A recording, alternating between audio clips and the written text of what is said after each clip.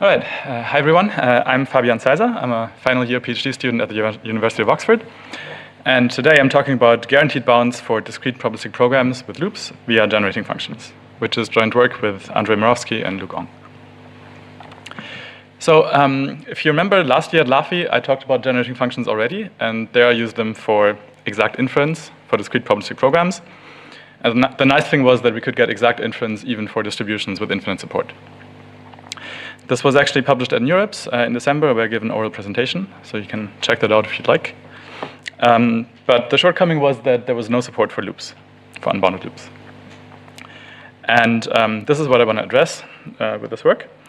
So the programming language that we're going to consider is kept minimal, so it operates on a fixed number of variables that take values in the natural numbers. We have a couple of primitive operations like increment, decrement, and loops, which is enough to make it Turing complete. And of course, we want randomness as well. So we can sample from a Bernoulli distribution. And with the other constructs like loops, we can express other distributions as well. So this allows us to express the prior of a probabilistic program. And of course, we want conditioning as well, for which we have this fail construct, and that allows us to encode observations. So if we want to observe an event, that just corresponds to saying, if the event doesn't happen, then we fail. So we set the probability of the current execution path to 0. And as an example, what you can do with this is kind of a classic sampler for the geometric distribution, where you repeatedly flip coins unless it comes up heads or tails, and in each iteration, you increase a counter. OK, so I mentioned that we want to use generating functions to analyze such programs. In case you haven't heard of them, the generating function of a random variable x on the natural numbers sends a variable t to the expected value of t to the x, which you can also think of as the power series where the coefficients are given by the probability masses. In the multivariate case, where you have a joint distribution of several variables, it's similar. And the nice thing about generating functions is that we can have a closed form for many distributions and operations on random variables. For example, the geometric distribution has this generating function, even though it has infinite support. And as an example of an operation we can easily do, if we want to marginalize out a variable from a distribution, we just have to substitute 1 for the corresponding parameter of the generating function, which is much easier than integration, which we would have to do for distributions. Also, we can extract information about the distribution from its generating function. For example, for the probability masses, we just have to compute the Taylor coefficients at 0, which makes sense if you remember the power series representation above.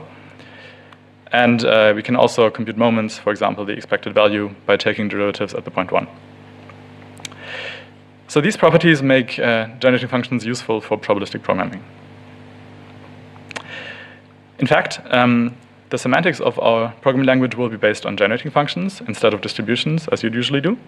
So we will represent the distribution of the state of the program, so all the values of the variables, as a generating function, which is an idea by Lutz Klinkenberg and others from 2020. And the way the semantics works is that we start with a generating function describing the distribution at the start, and then each program statement transforms it to a distribution describing the state after that statement. And finally, at the end, we might not have a probability distribution anymore, because we had observations. So we need to normalize by dividing by the normalizing constant, which we can easily get by marginalizing out all the variables.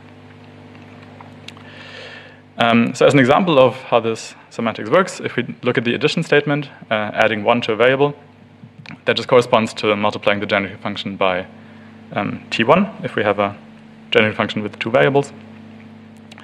And that you can see that easily by looking at the definition in terms of expected values, where we just get this additional t1 factor. As a more complicated example, let's look at loops. So this while loop here, which I call L. I won't go into the details, but roughly speaking, the generating function I get after running the loop is a solution to this fixed point equation. To explain this quickly, the first summand is the part of the distribution that does not enter the loop. And for the second part, we take the part that does enter the loop, apply 1 iteration, this is the p, and then apply the whole loop to that again. All right.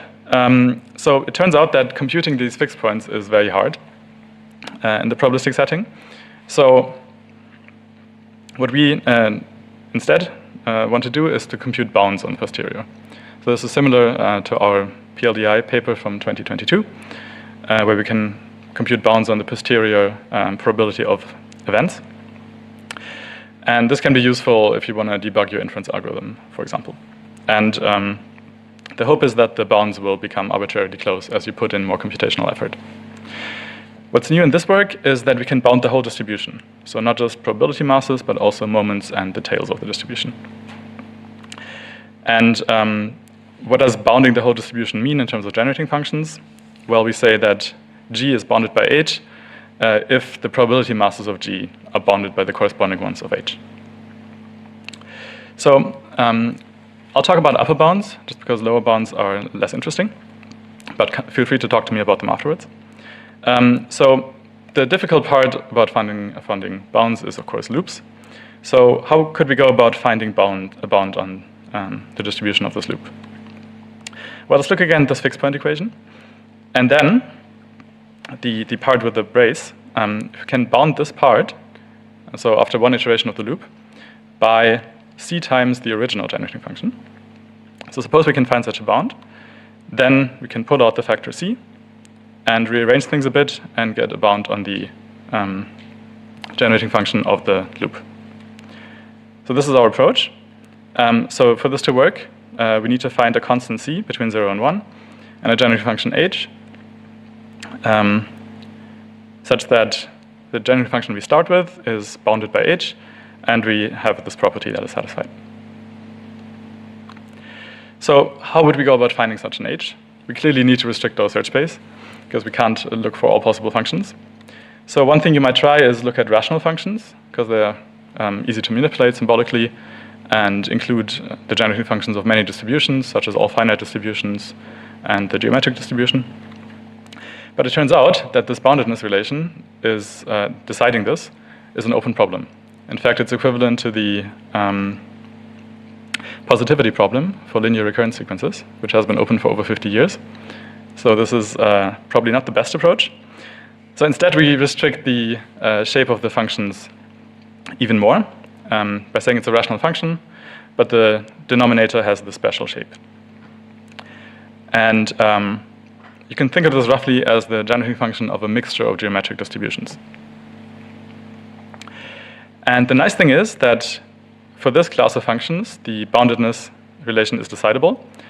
And in fact, it can be reduced to polynomial inequality constraints in alpha, beta, and the coefficients of p and q. So if we come back to the problem of finding upper bounds on a loop, if G and H, we postulate that they should have this form, this restricted rational function form, then the conditions that we need to bound the loop reduce to polynomial inequality constraints on the coefficients of the rational function. And since SMT solvers can solve these inequality constraints, we can find such an upper bound H by searching for a satisfying assignment for C, Q, and beta. Okay, so we've implemented a prototype of this as an extension of GenFer, which is the exact inference tool from NeurIPS that I presented at the start, and where we use Z3 for constraint solving. And we've done some very preliminary experiments. So we've looked at 11 loop examples from the programming language literature of probabilistic loops that previously required loop invariants provided by a human. And for 6 of them, we can now fully automatically and within seconds find upper bounds. So in summary, doing exact Bayesian inference for unbounded loops is hard. So we instead try to find guaranteed bounds with the help of generating functions by solving polynomial inequality constraints. The preliminary results are promising. We can solve examples from the literature that previously required human help. In the future, I'd like to improve the quality of the bounds, because currently the solver only gives you one solution, not necessarily a good one. And I'd also like to characterize when this approach works. So thanks for listening. And as I mentioned, this is my final year of the PhD, and I'll be so if you have postdoc openings, I'd like to chat.